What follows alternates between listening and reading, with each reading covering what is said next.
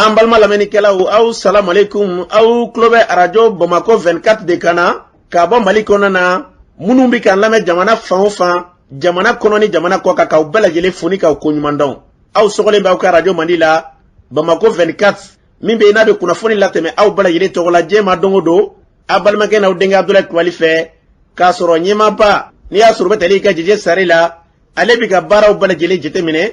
k'aw fo ni k'aw ko ɲuman dɔn faso kɔnɔ ni faso kɔ kan. Dɔ yɛrɛ t'aw ma k'aw sigi ni k'aw ka kunnafoni ma kɔnɔ kunnafoni ni dalilu don tiɲɛ ni ala ye siran kan kunnafoni gɛrɛgɛrɛ anw sigilen filɛ kɛnɛ kan. O de kan ka bɛn bi kunnafoni lase waati ma bi ye juma ye bi juma bɛnnen bɛ nansara san kalo 6nan ye juin kalo bi o tile 17 ye ka bɛn 2022 san ma farafin kalo min n'o ye furancɛla kalo ye an ma ladɔnniya k'a fɔ bi o tile 18 ye jate la san kalo 11 na don hijira san 1443 san don o de bɛ kɛ ala k'a ɲɛ k'a d'a ma bakuruba fɔla bi kunnafoni filɛ k'aw ladɔnniya k'a fɔ san o san ladala lajɛrɛba o bɛ kɛ sankaw fɛ yen nɔ n'a bɛ fɔ a ma ko sankɛmɔ o baara daminɛna kunungo Mali premier ministre Dr Choguel Kokala Mayiga tun b'a kɛnɛ kan o ko kɛra cogo jumɛn kunnafoni ɲɛfɔli ko la Mali ɲɛmaa olu y'a yira k'a fɔ ko Mali bɔra G5 Sahel la o ko kɛra cogo jumɛn kunnafoni ɲɛfɔli ko la Kita marabolo la dugu dɔ bɛ n'a bɛ fɔ a ma ko Kɔnkutu wulikajɔ kɔni kɛra ka tasuma kɔni wuli olu ka dugu dɔ la tarata don o ko kɛra cogo jumɛn kunnafoni ɲɛfɔli ko la fo ka taa se Marakala marabolo dugu min n'a bɛ fɔ a ma ko Sose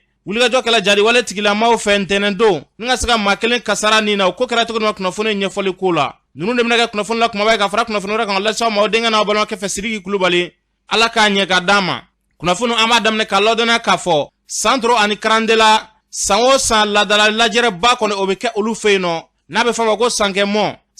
in kɔni a yirala k'a fɔ a bɛ san 600 ani dɔɔni bɔ bi ni lajɛrɛ in a bɛ kɛ faraɲɔgɔnba sanka bi fan o fan bɛɛ lajɛlen kɔni bɛ bɔ ni ka se ka taa dugu in kɔnɔ na ni ka se ka taa ni mɔniba in kɔni kɛ a yirala k'a fɔ ko an bɛ don min na n'a fɔ bi a kɔni dɔw de bɛ ka fara ni wulikajɔ in kan san o san belebele de o bɛ fara a kan maa bɛ bɔ fan bɛɛ lajɛlen fɛ ni ka se ka taa ni yɔrɔ kofɔlen in na a yirala k'a fɔ ko ni wulikajɔ min filɛ nin ye sankaw yɛrɛ ka ɲɛfɔli kɔni na olu ye nin sɔrɔ u bɛnbakɛw kɔ olu kɔni bɛ wulikajɔ kɔni kɛ fɛn fɛn bɛ se ka kɛ sababu ye ka nin yiriwa olu kɔni b'o sigi sen kan an ka maa dɔ ka sira lamɛn. Nin b'a yira k'a fɔ an ka n'an ka kɔrɔlenw bila diɲɛ bɛ ɲɛbɔ Mali fɛ an ka culture do don an ka tabiyaw do don an ka kɛwale kɔrɔw do don san 622 nin kɔɲɛ bɛ yen fɛn min do don dɔrɔn k'a fɔ an ka kɔrɔlen an k'o préserver Mali différence ni tɔw ye nin de donc nin fɛn minnu bɛ yen an k'a pérenniser ne yɛrɛ bɛ nin jɔ ta ka sɔrɔ ka jigin ji kɔnɔ ayiwa ni ye belebeleba min sɔrɔ ayiwa madame Kone na dumuni kɛ bi. Vraiment ka transition fo san o san min ɲɛnajɛ in kɛ yan san 600 ani kɔ vraiment an bɛ dugawu kɛ mɔgɔ y'i sen ta ka bɔ dugu wɛrɛ fɛ ka na yan an bɛ dugawu k'a bɛɛ lajɛlen ye kɛrɛnkɛrɛnniyara an ka jamana ala ka basigi ala k'an ka jamana basigi yala bi ala kana nin kɛ aw yɛrɛ nako laban ye aw yɛrɛ minnu ye journaliste ye an bɛ dugawu k'a ye aw ka baara ala k'a taa ɲɛ jamana basigi bɛ aw de bolo parce que aw de bɛ mɔgɔ hakili sigi aw bɛ se ka mɔgɔ hakili wuli donc an bɛ dugawu kɛ a ye vraiment yan ne san 140 la sankɛmɔ ne ye sankɛmɔ ye sankɛmɔ ni magan tɛ i da ɲɔgɔnna jama in ɲɛna wallahi donc an bɛ dugawu kɛ jama nana hɛrɛ la nafa yɛrɛ min bɛ sankɛmɔ na sanya a bɛ mɔgɔw fara ɲɔgɔn kan a bɛ mɔgɔw kɛ ɲɔgɔn kan depuis anw bɛnbakɛw sankɛmɔ bɛ senna depuis anw bɛnbakɛw a bɛ mɔgɔw kɛ ɲɔgɔn dɔn a bɛ mɔgɔw fara ɲɔgɔn kan an bɛ dugawu kɛ ala ka sababu ɲuman k'an ye. An ka janto an ka kokɔrɔw la an ka janto an danbew la an ka hakili to Mali kɔrɔlen na Mali ka kokɔrɔw an ka hakili to o la n'i y'a mɛn Mali ka kokɔrɔw maliyɛnw don an ka fɛɛrɛ kɛ an ka transition in dɛmɛ jamana in nin kun bɛ se ka lafiya cogo min ani jamanadenw bɛ se ka lafiya cogo min an ka o baaraw sabati. Jamana in kɔnɔ an ka culture bɛ culture la a tɛ yɛlɛma yɛrɛ parce que nin bɛ cogo min na tan foyi tɛ nin bɔ yen ni ala yɛrɛ tɛ déjà nin bɛ chaque fois génération avenir initié de i tɛ nin ɲɔgɔn ye k'i b'a fɔ k'i bɛ balan don avancer la quoi adamadenya yɛrɛ bɛ dusukolo de bolo quoi surtout en plein jour comme ça an tɛ se ka foyi de miiri ko kolon na l'essentiel dɔrɔn bɛɛ k'a yira ko bɛɛ ye kelen bɛɛ k'i ɲɛnajɛ et puis bɛɛ ka nisɔndiya sɔrɔ parce que ni tile kelen mɔgɔ ka adamadenya la ça compte beaucoup. Premier ministre, l'histoire a voulu que le colonel Assimi Goïta et le premier ministre Dr Choguel Kokala Mayiga que vous donnez aux légitimités traditionnelles leur journée. Désormais, le 11 mars, c'est la journée de légitimité traditionnelle. Sans Mara, président Assimi Goïta, ani premier ministre, Oulu de Ko, Fo Mali Ladaou, Andambe, Anga Horea Kasagan Yerama. Donc, c'est ça, Dugutigi, Odebina Bismillah.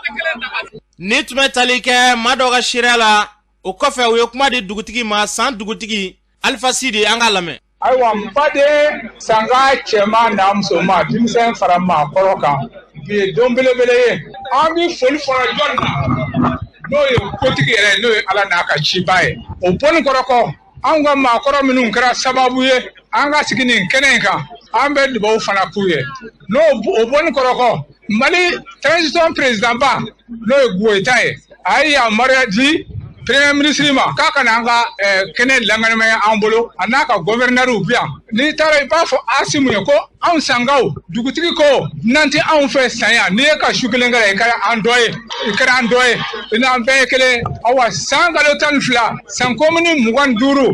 dugutigi 432 le b'a la n ye yamaruya di a bɛɛ ma hali ni ti diinɛ na an ka jɛ ka dugawu kɛ transition ye aw bisimila an bɛ dugawu k'aw ye foyi t'aw sɔrɔ ni to sumani tɛ hami o hami n'o b'aw la a k'a jira samiyɛ bɛɛ k'a jira kɛnɛ in kan yan bilahi ala b'a mago dilan. Ni tun bɛ tali kɛ san dugutigi la o kɔfɛ o ye kuma di Mali premier ministre ma an ka Choguel Kokala Mayiga lamɛn. Président de la transition Assimi Goïta sanka den de don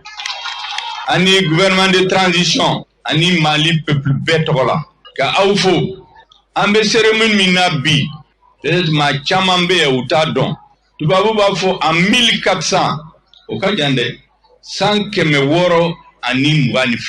san kɛmɛ cérémonie a bɛ jɔ san o san. O de kama bi sankaw dɔrɔn de ta don a kɛra Mali ta ye sariya taara 2011 k'a fɔ ko sankɛmɔ o bɛ dɔ Mali patrimoine culturel de la sariya de taara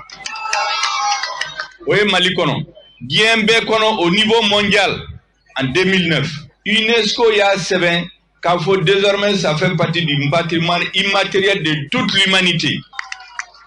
hadamaden bɛ yɔrɔ o yɔrɔ la ni fɛn baw minnu b'u ka culture kɔnɔ ni diɲɛ bɛɛ b'a ta k'a sɛbɛn sankɛmɔ o bɛ gafe in kɔnɔ à partir de 2009 o b'a yira k'a fɔ aw mɔkɛw ye min daminɛ aw b'a kɛ san o san fo bi san dɔrɔn de ta tɛ o maliyɛn bɛɛ bi disi gosi n'a ye n'i taara yɔrɔ o yɔrɔ la k'a fɔ sankɛmɔ min bɛ UNESCO gafe la o bɛ kɛ an ka jamana la Mali kɔnɔ région dɔ bɛ min tɔgɔ ye san a bɛ k'o la maliyɛn bɛɛ bi disi gosi n'a ye n'i bɛ bɔ Kidali i bɛ bɔ Gao i bɛ bɔ Tombouctou i bɛ bɔ Mopti i bɛ bɔ Segu i bɛ bɔ Kayi n'i taara ni culture ko kuma bɛ fɔ diɲɛ kɔnɔ a tɛ se ka kuma tɛ se ka ban ni sankɛmɔ kuma ma fɔ a kɔnɔ o kɔrɔ ye sankaw ye min di Mali ma a ka bon kojugu a ka bon diɲɛ bɛɛ la k'a fɔ sankaw ye k'a fɔ aw mɔkɛw ye aw ni ce aw ni baraji aw ye Mali kunnawolo Mali bɛ yanga ni sankɛmɔ tɔgɔ ye bi. Ni tun bɛ tali kɛ Mali premier ministre la Dr Choguel Kokala Mayiga sankaw fɛ yen nɔ a y'a fɔ cogo min na an ka ladala kokɔrɔw an kana ɲinɛ o kɔ baara in kun bɛɛ lajɛlen yarabi Ala k'o hakilinaw sabati an ka jamana kɔnɔ n'an bɔra yen Mali ɲɛmɔgɔ ye wulikajɔ kɔni ta k'a yira k'a fɔ ko Mali bɛ bɔ G5 Sahel la o hakilina mun n'o fɔra maa caman kɔni tun bɛ k'i ta fɔ min bɛ tali kɛ Mali finitigilakaw ka kuma lase yɔrɔ n'a bɛ fɔ a ma ko DIRPA o ɲɛmaa colonel Sulemani Danbele ale y'a yira k'a fɔ ko Mali bɔ G5 Sahel la wa k'a tɛ foyi tiɲɛ Mali ye an k'a lamɛn. G5 min yɛrɛ u ka dɛmɛba tun t'anw ye koyi hali u bɛ dɛmɛ mun kɛ G5 jamanaw ka sɔrɔdasiw ye conseil n'aw tun tɛ k'o dɛmɛ k'anw tɛ carburant d'an ma u G5 tun kan k'i jɔ ni sɔrɔdasiw ka balo ye u tɛ balo d'an ma donc u kan ka fɛn caman kɛ u tun t'o kɛ Mali ye donc anw yɛrɛ de tun jɔlen don n'anw ta ye donc kun jumɛn b'o la donc hali n'u bɔra sisan force wɛrɛ tɛ yen ko mun nana an dɛmɛ anw de ka force don G5 ka force wɛrɛ tɛ Mali territoire kɔnɔ an bɔra G5 la a kɔlɔlɔ yɛrɛ t'an kan an ka faamu fɛnɛ k'a fɔ an bɛ wo mun kɔnɔ bi mɔgɔ si tɛna se k'an bɔ a wo kɔnɔ an yɛrɛ de b'an yɛrɛ bɔ a wo kɔnɔ. Ni tun bɛ tali kɛ DIRPA ɲɛmaa la colonel Sulemani Danbele ko kɔlɔlɔ foyi t'a la an ka bɔli G5 Sahel la min bɛ tali kɛ Ali Tunkara ale y'a yira k'a fɔ ko kɔlɔlɔ b'a la an k'ale lamɛn. Tɔn dɔw bɛ G5 kɔnɔna la tɔn minnu bɛ kɛ sababu fana ye ka kalansen lase Mali finitigi ni hali a kiiritigɛlaw ma fana kɔfɛ n'i ye G5 ka kunnafoni bulon jateminɛ G5 kɛra sababu ye kunnafoni bɛ tɛmɛ kosɛbɛ jamana 5 ni ɲɔgɔn cɛ kɛrɛnkɛrɛnyala Mali ni Niger ni Burkina Faso ni jamana 7 in ka kunnafoni tilaw ni ɲɔgɔn cɛ sɔrɔsiya ta fana ka se ka dankari ma jugu la ni bɔra nin tɔn in ta a bɛ kɛ sababu ye ka o bɛnkan ninnu ka olu bɛ fanga bɔ o bɛnkan ninnu bɛɛ la misaliya la sisan Mali mana dadi kɛ jatigɛwalikɛlaw la cogo cogo tawulini fo mɛnaka fan fɛ n'u taara u yɛrɛ sɔrɔ Niger ni bɛnkan tɛ Mali ni Niger cɛ ka se ka u kunbɛn dantew ni ɲɔgɔn cɛ a na kɛ sababu ye ka Mali marabagaw ka baara ka fini don a la o tila i b'a ye k'a fɔ ko a bɔli sababu min nana n'a ye n'i y'u ta G5 bɛnkanw fɛ i b'a ye k'a fɔ ko Mali jɔ b'a la nka i jo bɛ kɛ ko dɔ la n'i bɔra la a nafa ka dɔgɔ i kan nka a boli kɔlɔlɔ o de ka bon siɲɛ 100 ka tɛmɛ a toli kan o ye ka segin bɛnkanw ma ni jamanaw ni ɲɔgɔn cɛ i n'a fɔ ka bɛnkan kuraw kɛ ani Burukina ni ɲɔgɔn cɛ ka bɛnkan kuraw kɛ ani Niger ni ɲɔgɔn cɛ ka bɛnkan kuraw kɛ ani Mauritanie ni ɲɔgɔn cɛ walima bɛnkan min kun bɛ yen ka kɔn G5 ɲa ka ni kura dɔn olu la nka i b'a ye k'a fɔ ko n'i bɔra mɔgɔ ka tɔn kɔnɔ ka tila ka na o mɔgɔ kelen ma k'a fɔ ka bɛnkan kura wɛrɛ kɛ a tigi fari nafa kosɛbɛ nka jigiya min don a jigiya in ka fɛgɛ ni tun bɛ tali kɛ Ali Tunkara la a y'a fɔ cogo min na fɛn bɛ daga danga jamana na Ala k'an bila o sira kan n'an bɔra ye Kita marabolo la dugu dɔ bɛ n'a bɛ f'a ma ko Kɔnkutu tasuma kasara dɔ kɔni ye olu ka dugu so dɔ kɔni sɔrɔ a yirala k'a fɔ ko so 50 ni kɔ ko bɛɛ lajɛlen kɔni jenina u n'u kɔnɔfɛnw bɛɛ lajɛlen dugumɔgɔ n'u kɔni y'a yira k'a fɔ fɛn t'olu bolo bilen dɛ olu bolo bannaw ka fɛn bɛɛ lajɛlen jenina minnu ye kasara sɔrɔ a ko senfɛ an ka maa dɔw lamɛn gɛlɛya min y'an sɔtɔ su min jɛni t'an fɛ o ye su 54 siso 54 de jɛnina fɛ ga min jɔlen tun bɛ siso da la ga 30 o de jɛnina an fɛ n'o bɔra yen balo hakɛ min jɛnina an fɛ a taara si bɔrɔ 60 ani bɔrɔ 9 ma wari min jɛnina an fɛ miliyɔn 1,100,000 1,30,000 ani 9,000 o warijɛ de jɛnina an fɛ mais ni y'an ka matériel fara kan wari ka sa ni o ye n'o bɔra yen an ka fini ani hɛmisɛnnu a siman bɔ a bɛɛ jɛnina fini bɛɛ jɛnina baramaw bɛɛ jɛnina balo bɛɛ jɛnina fɛnmisɛn bɛɛ jɛnina saran dansira ndɛn bɛɛ jɛnita ande kɔri wari a ka sa wa biluluti a bɛɛ jɛnita tiga o ɲɔ o hanu o fosiman labɔ a bɛɛ le jɛnini tasuma wulila yan yɔrɔ de la sanfiɲɛ kɔrɔ i n'a fɔ 19 heures wagati la o y'a sɔrɔ sanfiɲɛba bɛɛ kan ka tigɛ gima na tasuma y'i pan yan dɔrɔn a so la sɔrɔ ka taga tan k'a jani fɔ dugumala la tasuma kɔni wulila yan dɛ voilà an ka minɛn bɛɛ de jɛnina quoi an ka chaîne complet a bɛɛ de jɛnina baful den wɔɔrɔ ampil ninnu o bɛɛ de filɛ nin ye o bɛɛ jɛnina foyi de ma bɔ piano b'a la ordinateur b'a la an ka minɛn sonorisation minɛn bɛɛ de jɛnina an ka chaîne a complet mun bɛɛ de jɛnina foyi de ma tɔ vraiment tiɲɛ la a kɛra tiɲɛni ye a tiɲɛni yɛrɛ yɛrɛ baful den wɔɔrɔ moteur den 2 ampil den 2 ani tableau ani piano ani ordinateur a bɛɛ de jɛnina foyi de ma bɔ an ka minɛnw na an bɛ ɲɔ o tiga o kɔri o hanu o fɛn o fɛn n'a ɲɛ mara ma a bɛɛ le jɛnini hali ni nɛgɛsiw don foyi man ba tɔ hali ni hanu mɛnu sita dɛ o de bɔ t'a tɔ n'o tɛ foyi man ba ɲɛ bon na n den ɲɛ bon hali kelen a ma nabɔ an balima na alimana ilan dɛmɛ fɛn o fɛn n'a ka di la ɲɛ ka taa ɲɔ tɛ ka taa wari tɛ ka taa hanu tɛ fɛn o fɛn n'a ti ilan dɛmɛ a la ka da ɲɛ sinsin ta ne hakilina o hakilina dugumɔgɔw la hakilina o hakilina jamana mɔgɔw la an bɛ dɛmɛ ɲinina dɛmɛ a bɔra kini a bɔra numan an bɛ dɛmɛ ɲinina an ye gɛlɛya kɔnɔ gɛlɛya dɔ farata gɛlɛya dɔ kan ayiwa an jigi ala ye an jigi kila ye an jigi aw ye Kɔnkutu n'a lamini gangara Mayagadugu Gadugu Kita mara mumɛ Mali kɔnɔ ani Mali kɔ kan nka nin ɲumatigi fɛn fɛn aw kan dɛmɛ tama man dɔgɔ ba kelen masa an kɔni gɛlɛya b'an fɛ Mali kɔnɔ ko ɲɔgɔn dɛmɛ bɛ Mali de kɔnɔ silamɛya bɛ Mali kɔnɔ ɲɔgɔn dɛmɛ bɛ Mali kɔnɔ bi ala gɛlɛya la tɛgɛ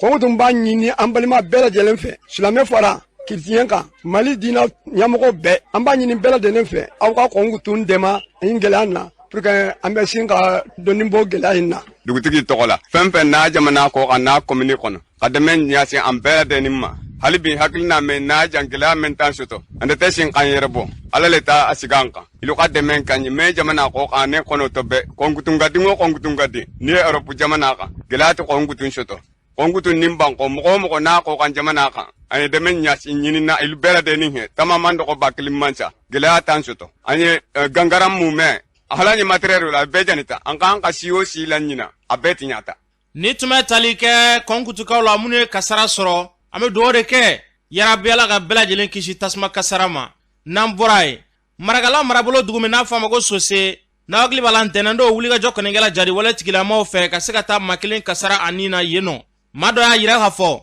ku kun wulila kata ale de kama nga ala ya ale progotu atoko ye konima jara angale lame ne to ye konima jara ka bo sose ay kuno foni soro ko ntenendo shuga duguje tarata la ko jari wala tigila ma wuliga jaro taka nyeshi aga marama ako kera tugudi akera ntenendo wula da fe ka do shufala bulu an sigile wono anga baroko yoro la shufala fe am tan sigi mina ga de ka dukono bon anga dugu jeunesse mo de ka brigali kulukulu sisa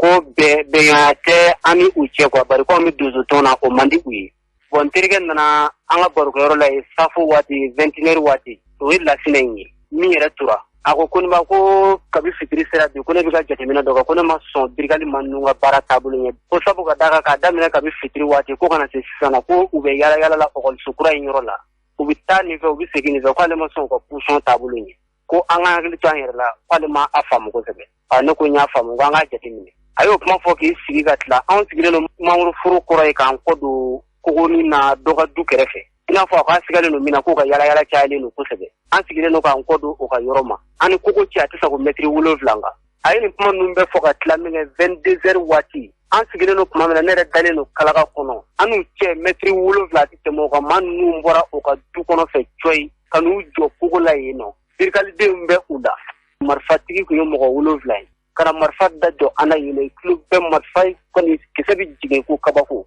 woro be ne wuru ken da ne ko mbina ken no mangwa ya da mbina ken mo ko fla de kuno ani min tole fla ni ani ne ni ko ye ne ko lu mangwa ya da ko ya soro ni ngulide do ko abina de sama ka bo manguru la ki sigi ko ka ya le jole nguno yoro mi ko bali ale alimine mi na le boraka ko mbina ken no mangwa ya da ni yebu chama na mi ko la ne boli jigina dinga ko kanen zuzuru yino ne zuzuru yemige mina kichuko nyini ula ne yebu la yoro mi ne bina ken mi usna ko mine tindo ni o mina kana kafona ko mo la ko o kana yoro fo kelen na kana dale nyelema o yo yelema na minga ko nte kuni bayo to kama mako ya kuni ngwanti kuni bayo ko ni ko ya kama fusike folo bai to kwanga nyinyi ne mi yepmana ne de kuni bayo ndale no dinga ko nan tulubi pmana o pmana ni bilaka jere no kameno ko ni no mane yoro ko ni jira ko ni bo yere fa o kuma ko te bashi pale jere ni sa ya ni tine yoro do dale tine yoro do shi o kuma no mane yoro fo ko ni bitano yo bo fa jaw bo pmana mo ko sabali farala ka bola ka tane ka yoro la ka tane ka dayele ka dunga ne ka mutu takabo kana ne ka mutu yi o kuma bina ka mi ne no bulu ka tanu yo kolon kono fe ko ale male kana yoro fa fa tine yoro do yale ka telefoni bo sala o kuma fa ki fo ka ta se du jama kana wuli ka ta yoro la o palo lendi o yisi go yoro la o sabara kan dara mi no ko tuna ko soro ka nyefo kana dugu kono ale re nyebu ko du ne ta to la o kuma ne ka mutu ni kele mi o ta ye mutu wuli ka ta flower me fle ani kle bi anfanche ntara o flower lai munela we wuli ka jota kana e kama ne bi se ka fo sigina ya dugu ya du depuis wati jana an ga sigida la dozo tone be bo dozo ton mi gumbe yino dugu dozo groupe folo mu be olu nana marfa bla ko wi action soro ole marfa bla la minga ne yanya do tuli no ni an bora nyona ko fudu ko manga ndo de bi ko ni ma tu demo dugu ko manga na kinu te jakulu kelena wi ne bo ko furba dozo jela ko ne ti do ko jela ola ne ko te bashi ne bo ko makala do wara ko ni fone ka farama de ka makele ne ti makele farama ka dugula ka makele buku ka duzu tonke ne nga duzu adamina do ne bisuku fadike ne ka suku fadike ne do ne ka foko tongere be yino ne ma do ola le te onyedo il faut ko ni kera sa il faut ma nere ni ti dan nere ka fu kana soro kana be fa mamunu ni wuli ka jota ka nyeshi aw mantene do manunu ugu mse ma jolima nere bele wala ne ta kenu woni soro ko mo wulun fly marfat me munu mulu nen to kele fa do ba fa man la tine do ko kongna alen ni turala kallabanga tani aga telefoni kaka warbo akuna katane ka dakari katane na ka mutui nga saki fima nga mutu kana ninga labendo dune gulo mutu kana mutarani kuduyi kata la tinaka bafoni akasu ne kono misega mi fo jamana nyamo do halibi barabi yoromina ko kono mako kele be cedo me ko kono mako kele mase anfi ina fu yoru ko kuna fani do temene no ya fo ko jadi shima deliga sesusi ko jadi shima deliga sesusi folo bo yoru dade yo fo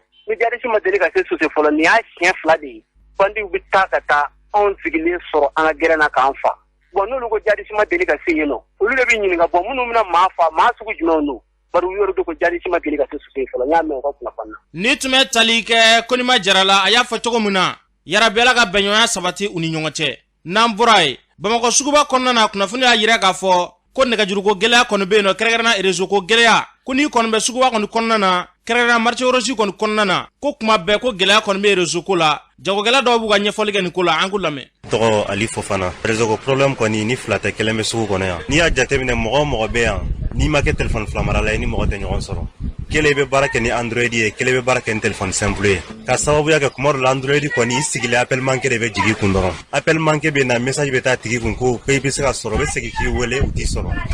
u y'an kɛ kalabanci u y'an kɛ fɛn sugu bɛɛ réseau kama bi ne yɛrɛ ye wari ci dɔ ma Orange Money na depuis sɔgɔma fo sisan ma message sɔrɔ fɔlɔ a tigi t'a ɲɛdɔn k'ale ma message ye yan kɔni réseau ko problème bɛ an ye fɛn bɛɛ kɛ u ko réseau samanaw ka ta u yɛrɛ bɛ fɛn sugu bɛɛ ne yɛrɛ bɛ se ka min fɔ réseau ko in yɛrɛ Orange de y'a tɔ bɛɛ ɲagami parce que u nana ni appareil ye k'a feere commerçant baw ma k'a bɛ réseau sama bon u tilala ka wuli tuguni ko commerçant ko appareil ninnu to yen k'o de bɛ ka réseau tiɲɛ tuguni u fana k'olu y'u ka wari don a la k'u tɛ se k'a bila u k'u jija u ka sabali u k'an ka réseau dilan parce que n'i y'a mɛn ko Orange ni Maltel ni Telecel suguba bɛ wari min ladon u kun u t'a ɲɔgɔn sɔrɔ yɔrɔ si la an kɔni t'a dɔn u kɛlen don ka nin kɛ kun min na mɛ u ka sabali yɛrɛ u k'an ka réseau dilan parce que an ka client dɔw bɛ na carte de b'u bolo n'u nana n'u y'i wele n'u m'i sɔrɔ diyagoya u bɛ tɛmɛ ka taa yɔrɔ wɛrɛ bon u ka sabali yɛrɛ de. Ne tɔgɔ Seydou Samaki. Non, an ka problème se ka ɲɛfɔ yɛrɛ. Client ma di wele dɔrɔn direct a bɛ taa répondeur. Maltel, Orange, vraiment an ye solution bɛɛ ɲini solution yɛrɛ t'a la. Ne filɛ nin ye réseau ba ninnu u ka gɛlɛya cogo bɛɛ la u ka se ka degun in wele parce que degun min b'an yɛrɛ kan yan a bɛ kɛ sababu ye hali k'an ka client perdre. N'a fɔra ko sisan yɛrɛ ko bɛɛ ye connexion de. Client b'i wele karisa bɛ yɔrɔ jumɛn n bɛ nalen wa a b'i wele a t'i sɔrɔ hali ni connexion na ça va pas a si tɛ ɲɛ. An b'a ɲini u fɛ vraiment nin ye réseau ba ninnu u ka essayer ka an ka laɲiniw sabati vraiment u b'a layɛ cogo bɛɛ la k'an ka layɛ n'u tɛ se ka laɲini yɛrɛ sabati an b'a ɲini gouvernement fɛ vraiment u kana ni réseau wɛrɛ pour que concurrence kana jamanadenw ka se ka lafiya quoi sinon an bɛ yɔrɔ min na ça ne va pas Orange Maltel kɔni vraiment degun dan yɛrɛ merci Orange kɔni na ça va pas. Ni tun bɛ tali kɛ maa dɔw ka seereya la Bamakɔ suguba kɔnɔna na u y'a fɔ cogo min na wulikajɔ ka kɛ ka se ka fɛɛrɛ sɔrɔ nin ko in na yaasa u bɛ se k'u ka baaraw kɛ lafiya kɔnɔna na n'an bɔra ye kitakaw fɛ yen nɔ wulikajɔ min kɔni bɛ Mali kɔnɔ bi n'o bɛ tali kɛ ka se ka malidenw bɛɛ lajɛlen kɔni da dɔn n'a bɛ fɔ a ma ko recensement o baara min n'a sigilen bɛ sen kan kitakaw fɛ yen nɔ kunnafoni y'a yira k'a fɔ maa minnu bɛ yen nɔ n'olu farala ɲɔgɔn kan olu kan ka nin baara in kɛ u ye lakɔgɔli dɔ kɔni k'u kunna n'o ye formation ye k'o k'u kunna o formation in bɛɛ lajɛlen kɔfɛ u bɛ sɔrɔ ka bɔ ka don du ni du ni ka to ka maaw kɔni compter kitakaw fɛ yen nɔ a yirala k'a fɔ ko maa dɔ kɔni y'o formation in kɔni kɛ ni k'o wari minɛ ka dun ka sɔrɔ ka ban baara ma min bɛ tali kɛ kita gouverneur ka conseiller dɔ la Burulayi Jakite ale b'a ɲɛfɔ an ka lamɛn. Ne tɔgɔ Burulayi Jakite ne ye gouverneur ka conseiller recensement min daminɛna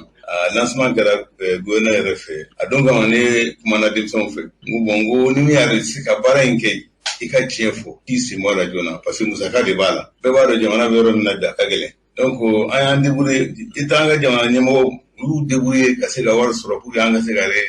recensement in kɛ kuma foyi tɛ yen ne ma min fɔ denmisɛnninw ye ko ni min y'a dɔn k'i tɛ se k'a laban i k'i tɔgɔ sɛbɛn n'i y'i tɔgɔ sɛbɛn n'i ma se k'a laban an b'i nɔ minɛ dɛ an b'o de kɛnɛ kan bi formation senfɛ ne wulila n taara yɔrɔ caman n taara u sɔrɔ salle kɔnɔ n y'o kuma kelen de fɔ u ye layidu di ne ma k'a fɔ k'o tɛna bɔ a la n ko baara min filɛ nin ye n ye fasodenya ɲumanya yɛrɛ baara de ye donc b'u cɛsiri u yɛrɛ ye layidu di ne ma ye yɔrɔ caman na k'a fɔ ko ni ala sɔnna ko kita bɛ kɛ premier bɛ n'a fɔra ko Sumaku Dumajɛ k'a fɔ k'olu sen b'a la k'olu sen t'a la tugun formation wari dilen u ma ayiwa ministre ye lettre caman bɔ k'a fɔ mɔgɔ o mɔgɔ ni e ye formation wari ta k'i ban ka recensement kɛ an ka wuli nɔfɛ u bɛɛ tɔgɔ bɛ n bolo. Ni tun bɛ tali kɛ kita gouverneur ka conseil la Burulayi Jakite a y'a fɔ cogo min na u ka wulikajɔ kɛ minnu bɛ Bamakɔ yan ka se ka kɔlɔsiliw kɛ kumaw kɔni cayala mɛ ŋunuŋunu bɛ sen na k'a yira k'a fɔ caman bɛ Bamakɔ yan na olu fana formation kɛ ka wari minɛ ka dun ka baara k'a tɛ ka kɛ a kɛcogo la u ka wulikajɔ kɛ fasoko de don baara kan ka kɛ cogo min na bɛɛ lajɛlen k'a kɛ a kɛcogo la n'an bɔra ye CNT mɔgɔw kɔni kununko olu ye fara ɲɔgɔn kɔni kɛ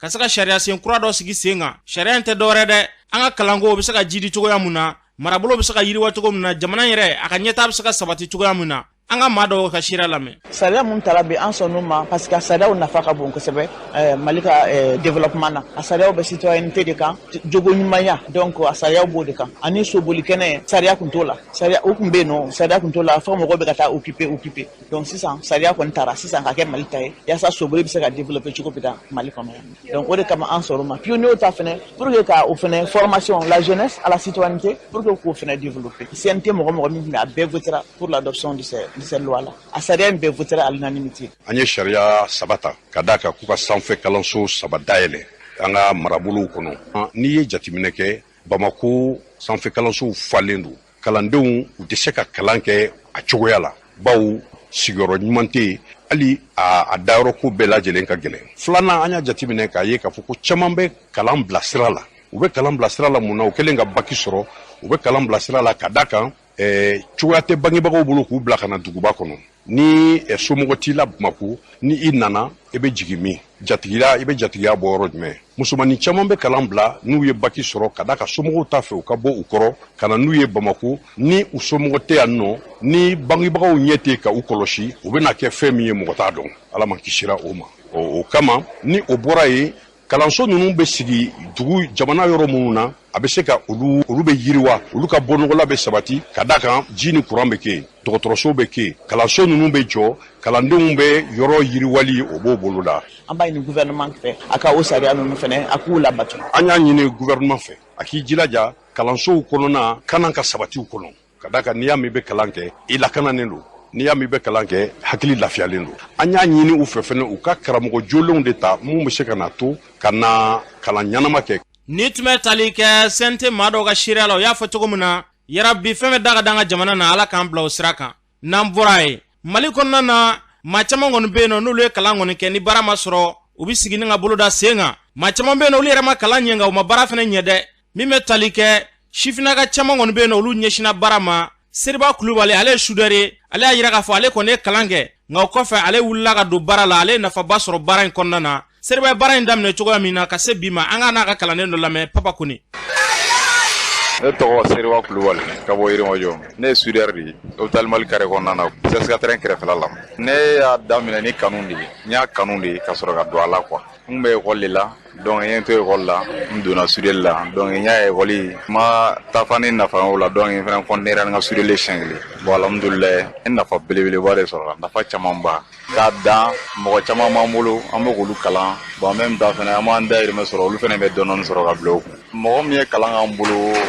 a ka ca ne yɛrɛ ka mɔgɔ a bɛ sɔn ka taa fo mɔgɔ 30 ni dɔɔni na. Bon alhamdulilayi mɔgɔ 3 o y'u yɛrɛ sɔrɔ an y'a télé dayɛlɛ ka d'o ma olu alhamdulilayi olu fana bɛ k'u dayirimɛ sɔrɔ sisan. An y'a télé 3 de dayɛlɛ ka d'olu fana ma olu fana bɛ k'u débrouiller sisan. An ka spécialité yɛrɛ ye porte de ye donc ani sɛso ninnu ni château an b'a bɛɛ kɛ comme Sureli kɔnɔ caman b'a la vitre montée ni fɛnmisɛnnin caman b'a la ni tolida ninnu quoi. E ye gɛlɛya dɔw sɔrɔ a kɔnɔ. Baara o baara n'i b'a la i bɛ taa sɔrɔ gɛlɛya dɔɔni b'a la quoi. Baara daminɛ gɛlɛya yɛrɛ de tun b'a la puisque yanni ne yɛrɛ ka baara yɛrɛ daminɛ ne tun bɛ bɔ Yirimajɔ ya ka taga fo zone na sans fil la ne tun ka baara kala ye ka segin o ye diɲɛ don o don bon tiɲɛ yɛrɛ la o gɛlɛya tun bɛ n kan a wagati y'a sɔrɔ sida dunun tun bɛ fa tɛ ji la donc o gɛlɛya tun b'an kan n bɛ taa n sen na n bɛ na n sen na bon alhamdulilayi sisan bon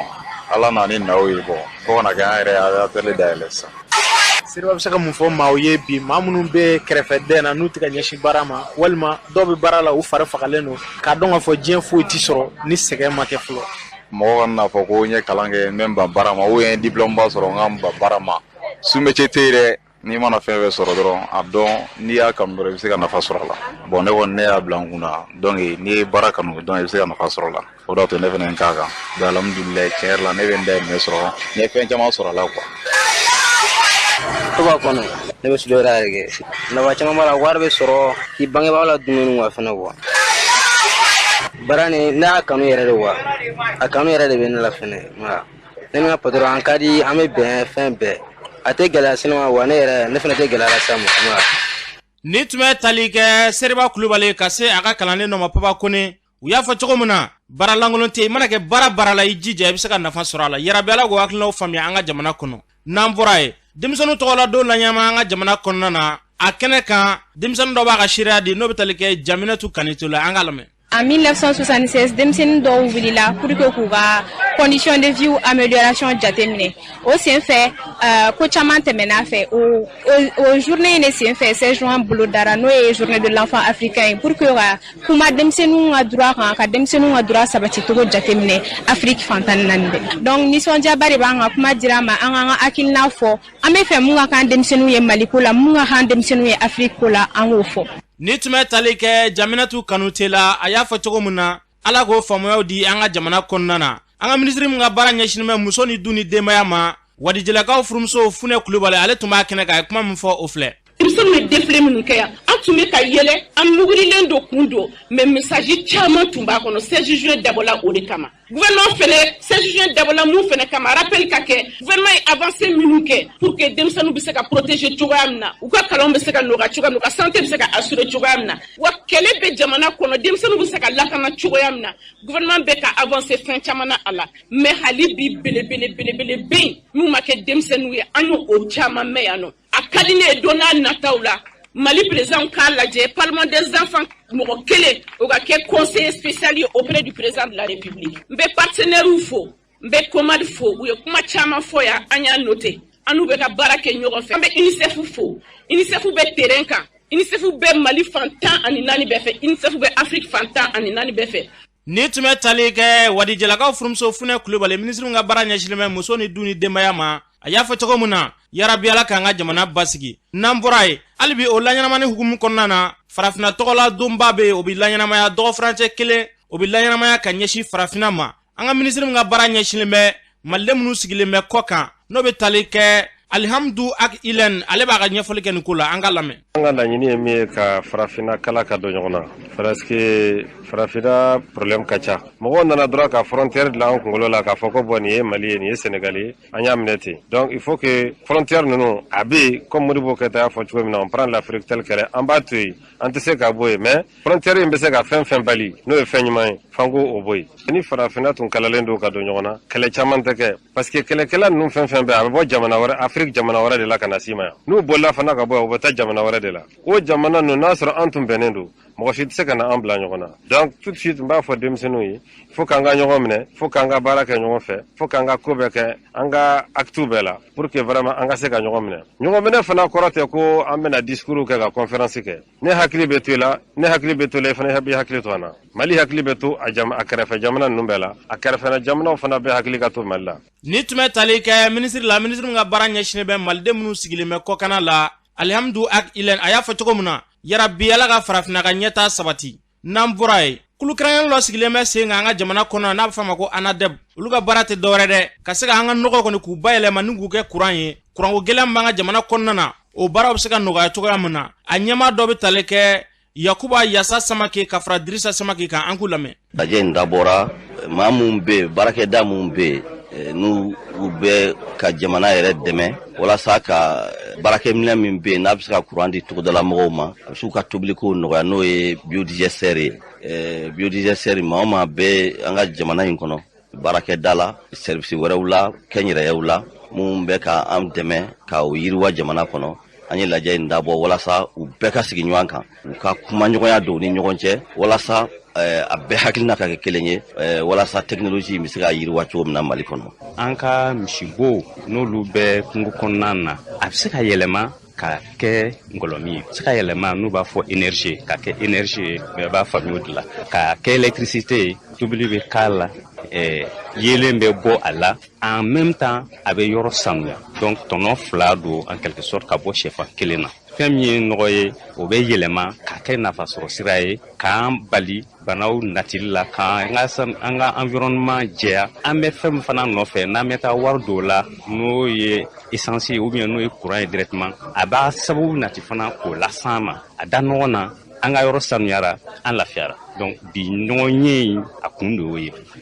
jɛkulu dɔ de bɛ yen ko Alliance pour le biodigesteur en Afrique de l'Ouest et de l'Afrique du Centre Mali b'a la Burkina b'a la Niger b'a la Sénégal b'a la Togo b'a la Benin b'a la Cameroun b'a la olu farala ɲɔgɔn kan ka jɛkulu dɔ sigi sunba bɛ Burkina jamana bɛɛ la mɔgɔ bɛ yen min bi olu représenter ANADEB y'o o de ye Mali kɔnɔ yan nɔ. Donc ANADEB de bɛ alliance in représenter réunion in bɛ ka kɛ alliance ka hukumu kɔnɔna na o de y'an se ANADEB la bi sɔrɔ sira fɛ déjà bɛɛ ɲɛ b'a la k'a fɔ nin wagatinin in na ngɔlɔmi ko gɛlɛyara énergie ko gɛlɛyara parce que diɲɛ ko de don diɲɛ fan bɛɛ pétrole yɛlɛmana pétrole gɛlɛyara wa don dɔ la fana a bɛ nɔgɔya an n'o cɛ ka jan mais don dɔ la a bɛ nɔgɔya an ma s'o ma fɔlɔ mais a yɛlɛmali yɛrɛ kɔnɔna na a bɛ na ni kɔlɔlɔ dɔw fana ye mais an filɛ ka min kɛ sisan kɔlɔlɔ minnu bɛ an sekɔrɔ fɛnw na n'o ye nɔgɔw ye o de bɛ yɛlɛma k'o kɛ ngɔlɔmi ye a bɛ dɔ bɔ fanga ka wari la bɔta la kɛnɛma an yɛrɛ bɛ tila ka wari sɔrɔ an bɛ k'a layɛlɛmali min kɛ k'a kɛ ka tobili kɛ k'a kɛ ka yelen bɔ k'a kɛ magoɲɛdaw ye wari tun bɛ don olu mun na wari tun bɛ don o la o bɛɛ sisan ka baara wɛrɛ kɛ sisan. Ni tun bɛ tali kɛ ANADEB ɲɛmaa dɔw la Yakuba Yasa Samake ka fara Dirisa Samake kan u y'a fɔ cogo min na yarabɛla k'an ka jamana ka ɲɛtaa sabati. N'an bɔra an bɛ taa jamana kɔkan na Mohamed Samake mun b'e bolo. Karamɔgɔ Sidiki y'a fɔ cogo min na an bɛ taa jamana kɔkan an b'a daminɛ an fɛ farafinna an bɛ taa Tunisie. An b'a dɔn k'a fɔ min ye Tunisie foroba cakɛbaw ye n'u b'o wele nanzarakan na Union Générale Tunisienne du Travail dalatɛli la n'a fɔ ko UGTT ko olu kɔni tun bɛ baara bilala alamisa don juin kalo tile 16 kunnafoni ka fɔ la an bɛ min fɔ ko grève générale la ko kɔni tun bɛ fan bɛɛ lajɛlen fɛ Tunisikaw fɛ yen ko wulijɔ kɛra fan bɛɛ lajɛlen fɛ walasa nin baara bila ko a bɛ se ka kɛ cogo min na wa a yira k'a fɔ ko nin kɔni na ka gɛlɛyaba ye ko kɔni ɲɛsin Tunisie ale jamanakuntigi n'o ye Kayid Saïed ye n'an bɔra an bɛna RDC Congo an b'a dɔn k'a fɔ gɛlɛyaba kɔni bɛ RDC Congo ale ni Rwanda jamana ale ni ɲɔgɔn cɛ bi.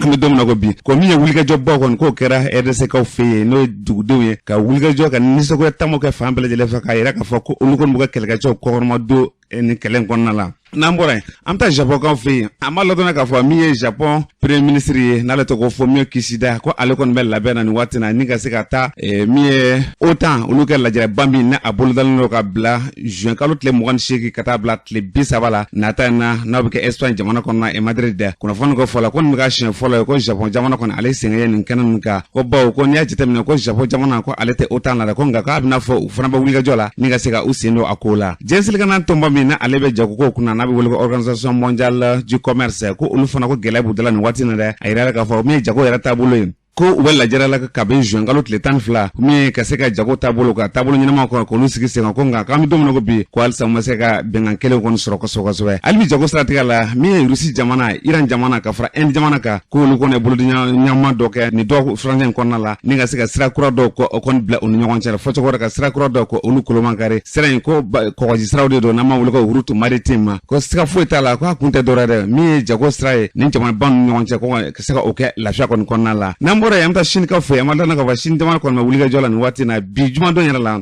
di ka se ka bato belebeleba dɔ n'an b'a wele ko Porte Chara ni ka se ka o kuruma kari kunnafoni ka fɔ la ko nin ka siɲɛ sabanan de ye Sini jamana kɔni a ka nin bato suguya ninnu ka a ɲɔgɔnna kɔni dilan ko wa ko min kɔni dilanlen filɛ nin ko nin tɔgɔ ye ko Fujian na ko a baaraw bɛɛ lajɛlen bɛ daminɛ bi jumadon na karamɔgɔ Sidiki an ye min sɔrɔ jamana kɔ kan bi sɔgɔmada na ala o la kumaba dɔ tun ye nin ye. Mohamed Samake y'a fɔ cogo min na yarabi ala ka ɲɛtaa sabati Mali ni diɲɛ jamana bɛɛ lajɛlen kɔnɔna na.